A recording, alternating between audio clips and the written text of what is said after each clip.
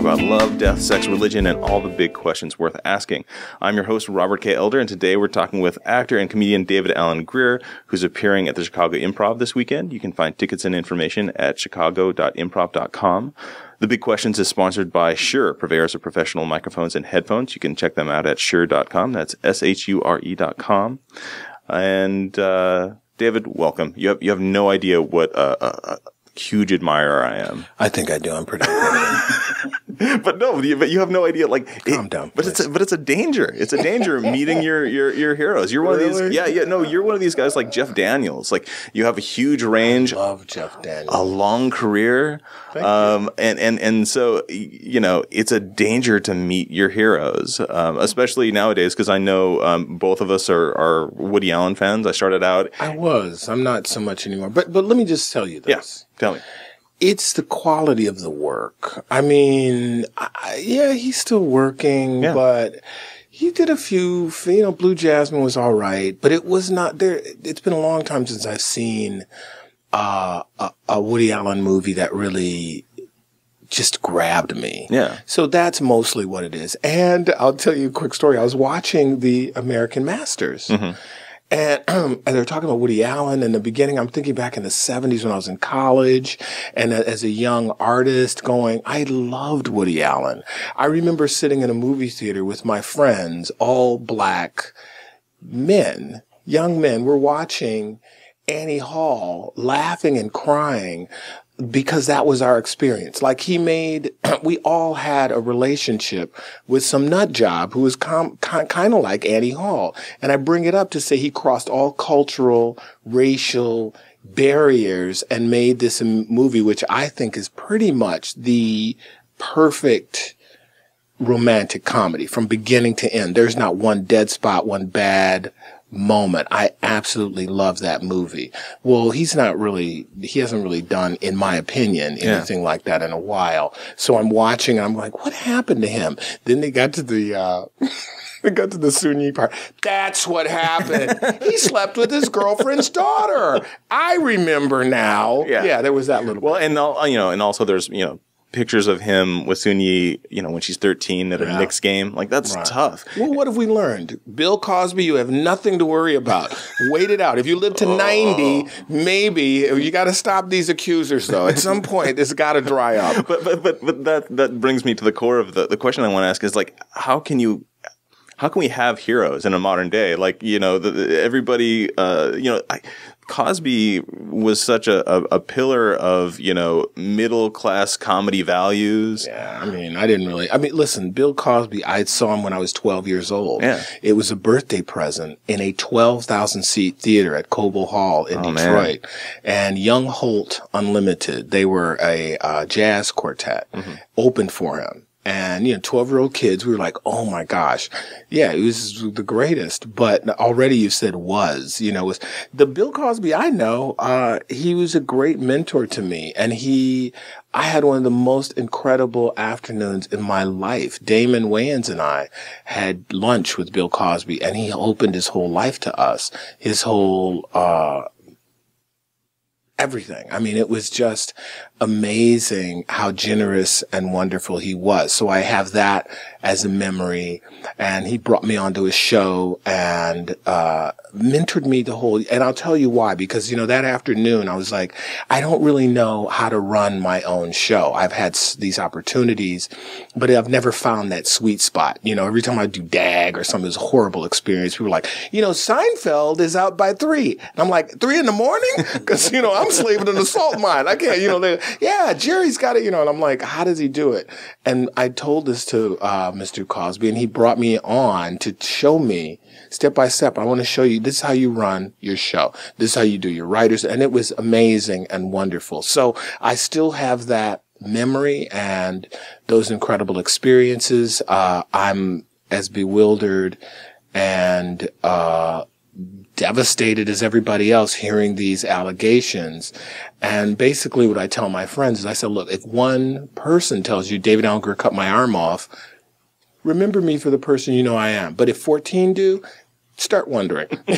Start wondering. Well, and again, that's actually, while I brought you here, is there something that you can confess so I can just cross you off the list? Nothing like that, brother. I'll tell you, I've done crazy stuff one time, twice maybe, but not 100. So I don't know. But again, how can we balance that and come to some sort of cognitive, because I don't know, you have folks like Paula Deen and even like John Edwards, Martha Stewart. There was a guy who just won the Nobel Prize who's deep racist and just sold his Nobel Prize. But he's going to make it right by donating money. Now, from what I read, it was not to organizations that aid people of color. No, it's for like the University of Chicago. I mean, his alumni. So I'm like, how is that going to make this right? I don't know. But are we at a point now, because it's been said for years that I live in Oak Park, where hometown of Ernest Hemingway, amazing artist, not a great guy, he's a human being, but also like a bully and was cruel, and even if you love like poetry, Ezra Pound, amazing poet, amazing anti-Semite, right? Are we in a place in culture now? But are we a place in culture now where it's really hard to separate the artist from the art? Well, here's what's changed. Control has changed. Back in the day when you had 3 major news outlets, every cities, like say Chicago, Detroit. I know we grew up with 2 major papers. I don't know how many you had back in the day. That's all you had. So now it's a free-for-all, because now I have my own channel. If I see you drunk in a street, this actually happened to me. I had dinner one night with the cast of Race when I was on Broadway. I had a couple drinks. I was really happy, was not in any way inebriated, drunk, stumbling. I was walking home, looking at my cell phone. By the time I made it home, somebody tweeted, "I just saw David Alan Grier. He was shit-faced," and I'm like, but I responded immediately. I was like, dude, I walked 2 blocks home. I was happy, but no, this is absolutely false. That's the change. I don't have to wait for you, the PR person of this famous person. I can go directly to millions of people and report. There is no control. So, it used to be you could shade all that. If you had your major client who killed somebody, you could shade all that, but it's just a free for all now. And people are, Gawker, these, and that's old. Yeah. I mean, but these outlets, which are just, going roughshod, TMZ, I mean, they're just. But even like historically, how do we reconcile it? So for example, you and I are both big Hendrix fans, and we're both Jimi Hendrix. Both big James Brown fan. Love James Brown. James Brown, long history of domestic violence. Jimi Hendrix, pimp for his underage girlfriend. Well, but I still like that story. I still like that guitar solo. But can we afford to? Like it's just I didn't no hear the one Jimi left. Hendrix pimp thing. Oh yeah. But it's like this. Eric Clapton. Eric Clapton, man, I just rediscovered this racist diatribe that, he spewed when he was really high. I mean, he was like, he was virulent racist. And so if you're looking for perfection, you have to not look at human beings, because there is no perfect person. There are people, I doubt if, we're going to find some skeletons in Elie Wiesel's closet. Okay, perhaps. But human beings are human beings. By nature, they are flawed to a greater and lesser extent. And so if you look for perfection, you will always be let down. I just try. You can't control the lives of others. But does the public have any responsibility, if we know this, to continue to support the art? Like, it's a really complicated equation. Well, I mean, I still love Eric Clapton's guitar playing.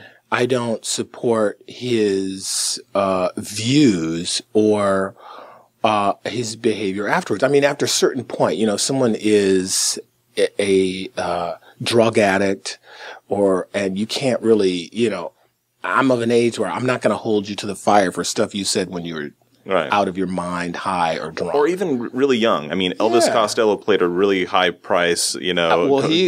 But I idolized Elvis Costello, and I never have really forgiven him for that. Yeah, and we're talking about he called Ray Charles a not so nice epithet. He did. And this friend of mine, this white friend of mine, she goes, he was being ironic. And can we say it? You can. Yeah. Okay, so he called Ray Charles an old blind nigger. Yeah. And this is a young white woman. And I said, well, you're a stupid white bitch. And she goes, how can you say that? Well, I'm being ironic. I mean, he was being ironic too, right? And so, no. See, I think he was on the phone. I think Rolling Stone overheard him. I think that's what. Oh, really? I heard a different version, but the same thing. Well, I also heard later on that Elvis Costello, I think he went to meet Michael Jackson or someone at the height of her fame, and they really rejected him, and he was really hurt. It was because of the ramifications of that statement. And in reading that, I said, well, rightfully so, because there's a price to be paid. So the next logical space for this conversation then, is there any path to redemption? Of course, if you actively take it. Yeah. If you actively take it. Okay, people have said, I've said bad things, horrible things. We all have. But there's a difference if it is a continued pattern of behavior as opposed to I said something stupid and I want to make amends for that and I will change my life. I mean, I'm about forgiveness. I'm not going to hold you to something that you said 50 billion years ago. But is that possible? Like Michael Richardson, his career's never been the same. Is that possible in this media landscape? It can be. I mean, Tracy Morgan is an example. He said some things and that people took great offense to. But also, I remember reading in the Times where they went to see him after this whole brouhaha. And he met with GLAAD. He made a real serious attempt at atoning for his and he said he joked that he would kill a child, one of his children, if they were gay. But also what I was getting to in this interview, the guy reviewed his whole act and he said, now at the end of the whole thing, he said pretty much for 50 minutes everything was offensive. Okay. Now, the gay stuff, I didn't get to that. It was everything else was too. That we all know in the comedy it's part of his business. Act. It's his persona. Of course, you can cherry pick, but that really put it into context and he moved on. But I think the most important thing is Tracy made a concerted effort to really make amends and to do a public mea culpa. You can do that. You can do that. I mean, I think the public is understanding. Donald Sterling, if you have like a pattern, a 20-year pattern of virulently racist and bigoted action in your business and personal life, they just caught him on a humbug. But his history belied something else. Well, maybe that's a different thing, but I think if we are human beings and you really come forward and you say, look, what I said was wrong and stupid, perhaps not OJ, but, other people. Well, and I wanted to talk to you about the highs and lows of meeting your heroes again, because that's a dangerous thing. Well, sometimes I don't want to, I collect art and I've collected art for many years and I'm not big on meeting my, these young and mid-career artists, people I've admired and loved for years, because I understand that. And, but a lot of times the galleries go, oh, they want to have dinner with you or they want to, meet you for drinks. And I'm like, oh boy, here we go. But I'll tell you a quick story. Many years ago, I was doing a award show and Cab Calloway was there. Well, I idolized Cab Calloway. I mean, idolized him forever, so he was there on the set. He must have been in the late 70s or it's at the end of his life. And we were walking through the ceremony and I'm like, I gotta go say hi to him. I go, excuse me, Mr. Calloway, I've been a big fan of yours. Idolized you for years. He was talking to one of the crews and he goes, great. He kept talking and totally ignored me. Well, I laughed and turned and walked away, but I wasn't like hurt or shattered. The dude, he didn't know who I was. I mean, I was just great that I met him.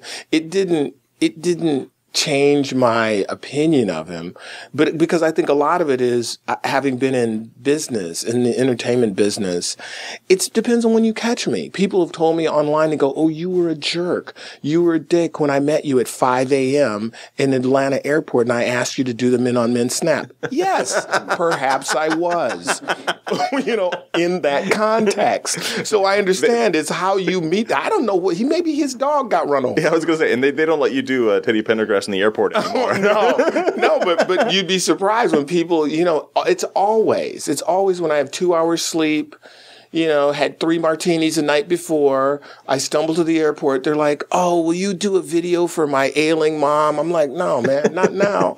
Oh, we think you look great. Yeah, I don't. No. So people don't understand. They want what they want. Well, and you got to meet, again, you had this amazing career on Broadway and on TV as well, but you got to meet Muhammad Ali. Yes. Wow. And so what was that like? Well, when I was on Broadway, I was doing Dreamgirls. So this was 1984. Muhammad Ali came, and I'm really get goosebumps talking about him because as a young black kid in Detroit in the 60s, Muhammad Ali was the closest thing to a real live superhero, given his significance, everything he did as a boxer, as a leader, as everything.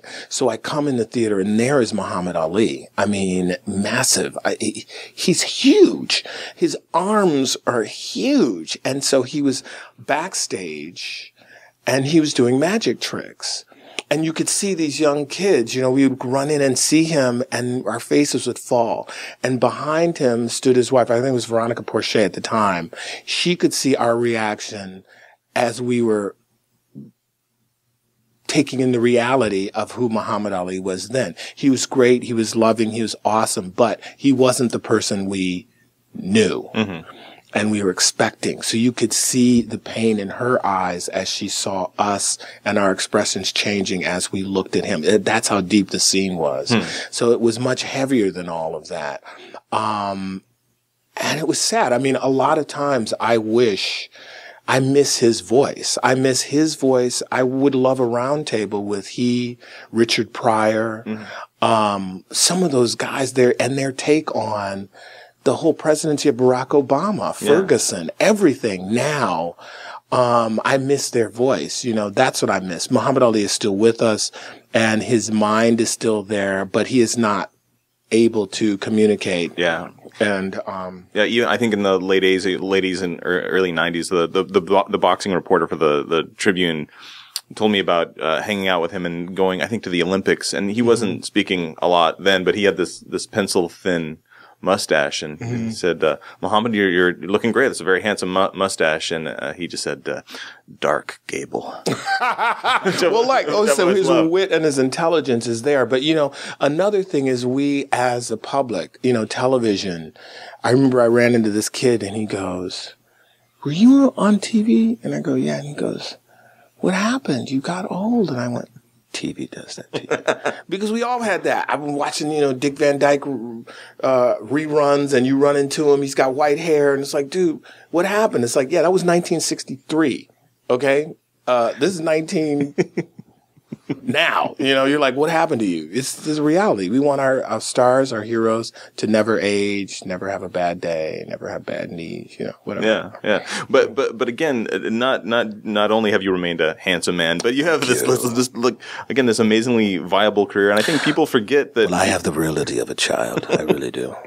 You started at University of Michigan. Is it the Back Alley Players? Is that right? Am I yes, right there? Ron Parsons. And you went to Yale, of course. You were were you part of Jodie Foster's class? Is that right? No, she was an undergrad. An undergrad. Okay. But I got to tell you a quick cool story. At the opening of Jumanji, I'm with my girlfriend, who is Lori Petty at the time, actress, whatever. We're sitting there. Tank girl. Yeah. We're sitting there and all these people come by. Jodie Foster comes over to me, shyly says, hi, David, do you remember me? And I go, yes, Jodie Foster, whatever. And so she goes, I remember at Yale, I used to come to your place. And I go, yes, Jodie, yes. And she goes, okay, I just wanted to say hi. That was like awesome. Because inside I was like, oh my God. But, you had to be really cool. So, yeah, that was great. Well, tell me about, again, man. I'm interested in more stories of you meeting your idols. I know you did a sketch with James Brown. Well, you could not. First of all, you had to call him Mr. Brown, right? Which was awesome. You couldn't touch his hair, right? Could not touch his hair, and it was about cutting hair.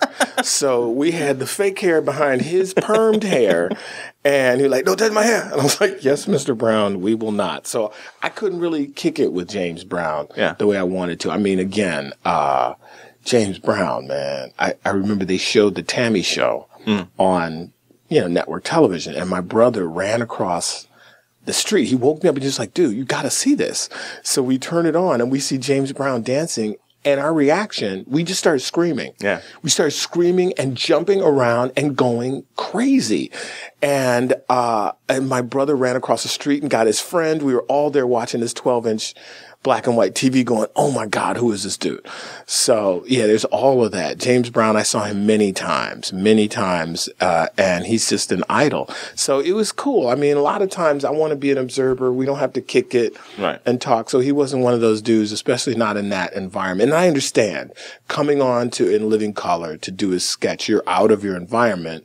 And it's comedy. So, these guys are like, don't make a fool of me. He's also got a helmet for hair. It was magnificent at that time. And he had that wife, I think, who's no longer with us, but she was kind of his handler. Yeah. So it was wild. It was a bizarre experience, but it was just like taking it all in. And this is James Brown. Well, and so being on the fan end of that, how has that changed the way you deal with people approaching you and your fans? Like, you have a long history, people, adore you and your cult and your long career.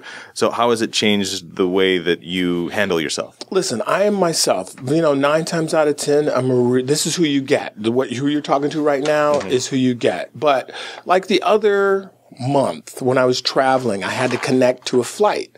So that means I had to walk all the way across O'Hare to catch another flight to continue on. So I run into this guy and he goes, "Oh my God, David Alan Grier, can I get a selfie?" And I'm just kept walking. I ignored him because I had to get to this other flight. If I'd have stopped, then I would have possibly missed the flight. Now, by the time I got on it and we landed, he had already tweeted, "You're an asshole. I wanted to take a picture for my mother, and I'm unfollowing you because, I hate you." So I was like, okay, that is his perception, but I didn't have time. You also have to live a life. Exactly. I didn't have time to tweet or respond to tell him the realities of life. Now, in his mind, that was a messed up thing, but I mean, I had to catch a plane, man. I can't be going to take no selfie. Please. That's what happens. It's not a selfie if there's two of us. Exactly. You can take a selfie alone. Yes, that's right. But I mean, those things happen. And like I said, now it's more immediate. Before, even when In Living Color was on, if you wanted to lodge a complaint, you had to call the station or write a letter.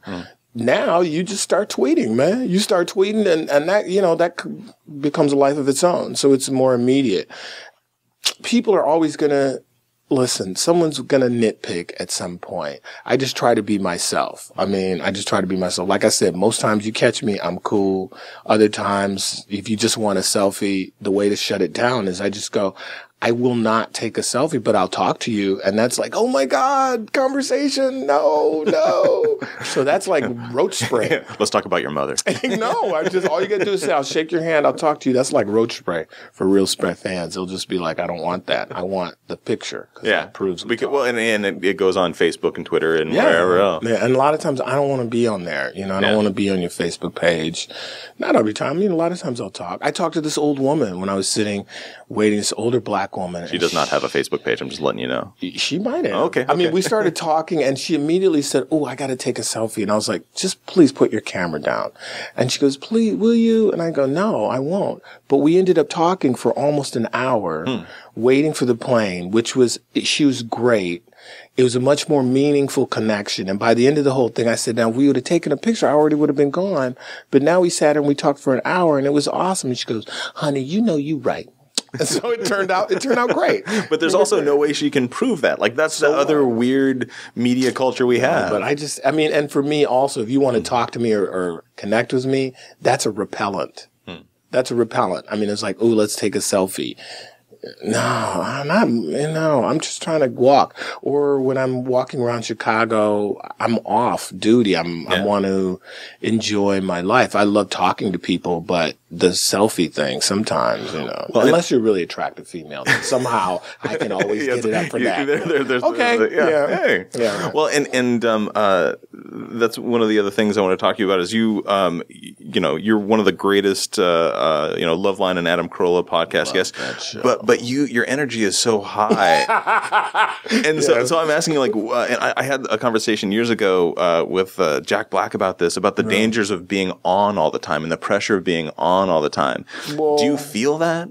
No, not anymore. But when I was younger, and like I remember, like when fans would come up to me with energy, I would hit them with the same energy and higher. Mm-hmm. So it just escalated into like a cacophony, a riotous noise. But now I'm older and that's cooler. So you have to downplay it so you don't get so crazy.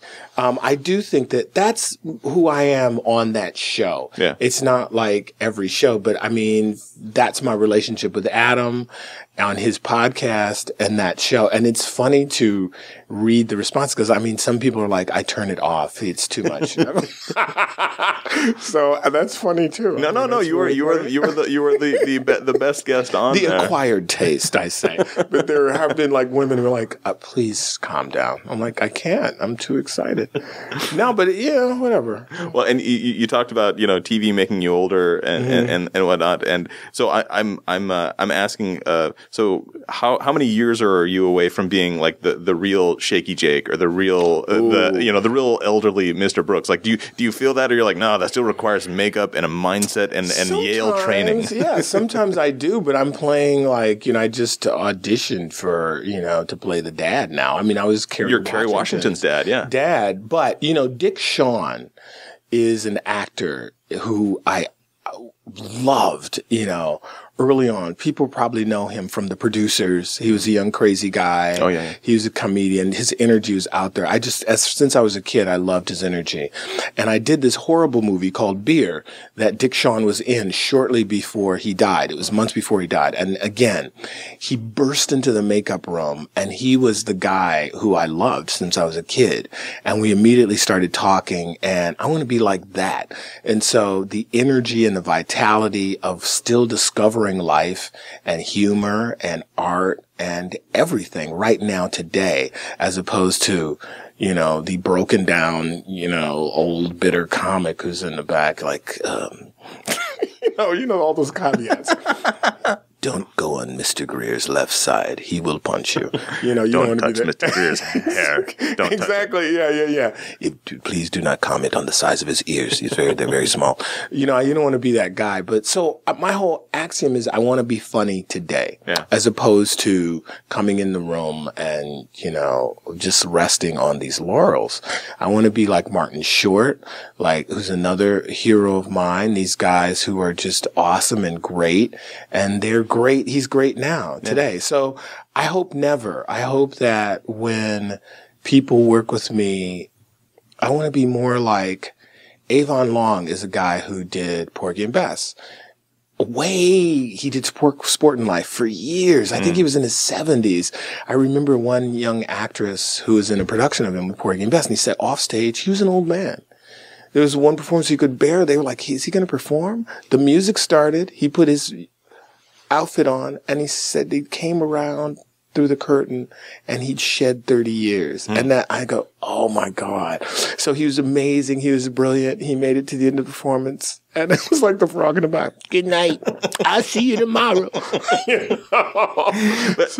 that's, I mean, and you say, you want to continue to be funny, but I think, or again, alive. Not just alive. Interested. But you've had, again, this amazing career, nominated for 3 Tonys. You're just nominated for a Grammy as part of Porgy and Bess, where you played Bess. Yes. But what I really wanted to ask is, so they are remaking Star Wars, and one of your first roles, John Madden helped you get it, the director of Shakespeare in Love, was as, what was it, Star Trooper number 2? Star Trooper number 2, yes. Don't go down that hallway. and I was killed brutally. So have they reached out? I'm just saying, they're remaking all the movies. There's got to be a DAG roll in there someplace. Hope springs eternal. John Madden. Well, I did an interview. Nichelle Norris, she sent me a boxed set of the radio version of Star Wars, and it was fun. It was when I was still a student. I was a student at Yale, and it was after my first or second year. And John Madden, he said he was going to direct it, and would I like to be on it? And I was like, yeah. And they paid me $800, and I'm like, $800? Yeah. Whoa! I was hanging out with Mark Hamill and those guys, so it was really fun, and he was awesome. And it was but you were killed off early, right? Oh, I was killed off immediately. Yeah, so it was like every science fiction movie with a black guy in it. Exactly. But it was radio, so they didn't know. But that's easily fixed. This technician is coming back. He's gonna survive, sir. You bring him back. Bring him back like that, baby. So what again, the most important question of this entire interview, what color do you want your lightsaber to be? Ooh, I'm going to go with mauve. Hot, fiery mauve. Yeah, I like that. So David Alan Grier, thank you for coming on and proving that it's okay to meet your heroes. Yes. I really appreciate it. Thank you for being on the Big Questions podcast. What am I missing? Nothing. I want to hear the Hendrix thing. Wait, well, let me think for a minute. I did meet Paul McCartney. Yeah. Paul McCartney, when I was doing it was my first professional job, and his former brother-in-law, which was John Eastman, Linda Eastman McCartney, he and Linda came, and I was in the first. I starred as Jackie Robinson. Tony nominated? Yes, and he came backstage because John Eastman was Martin Charnin, who is the director's lawyer. So that's how that was a connection. And he came, and it was the Beatles. The first time I met a Beatle, and he was awesome. He was everything you wanted him to be, which was like, he was great, he was cool. And where's Jackie Robinson? Hi there, you're wonderful. And I was like, oh my God. But I think he's one of those rare guys who's aware of his legend, and he's aware of what he projects, and he wants to protect it, whereas many of those guys aren't. But yeah, well, Archibald Cox, Cary Grant. Cary Grant was famous for saying I wish I were Cary Grant. I'd like to meet him. Yeah. The same deal. Well, that's Harrison Ford. I'm not Harrison Ford. I'm just somebody who works at the Harrison Ford store. Yeah. He's pretty cool too. But an idol was, as a kid, I'd be like, I think I would die if I met one of the Beatles. I mean, he was pretty cool. He was not a letdown. Yeah. He was not a letdown at all. You also have to remember that the Beatles themselves are fans. You mentioned Dick Cavett when I think it was John Lennon. What's going on with your voice, man? Yeah, you're letting me down. It is. Okay. When I think it was John Lennon was on the Dick Cavett show, he was on, I think, with Chuck Berry. I saw that. And it's so amazing to see John Lennon in awe, just a total fanboy. He got that starry-eyed tunnel vision too. And where he said, "Oh my God, Chuck Berry, you're my idol." It was really cool. It was really cool, man. I mean, but hey, I love that, man. I love that, being a fan, and so I'm honored, and I feel humbled when people look at me like that. And it's cool. Yeah, I have noticed a change. I was just working. Now it's like a legend, a living fossil, a petrified survivor. Please welcome. Yeah. So it's pretty weird. The best compliment I got is Jordan Peele. Key and Peele. Yeah. He was on Chocolate News with me. And so, I knew his work from Mad TV. And after about the second day, he goes, "David, can I just be a fan right now? I just want to tell you, for all of us white talking black guys, you are like our hero." And I was like, it was so awkward and ugly. I was like, thank you. That's who I'm a hero of. Well, he knew you as, was it Don No Soul Simmons? Yeah, the Amazon Woman on the Moon. Well, also, and in Living Color, for a while, I was the announcer for everything until I stopped doing it because I was like, you got to hire an announcer, But it was all that. It was pretty funny. That was the strangest compliment ever. So, David Alan Grier, thank you again for being part of the Big Questions podcast. It's been amazing. I appreciate it.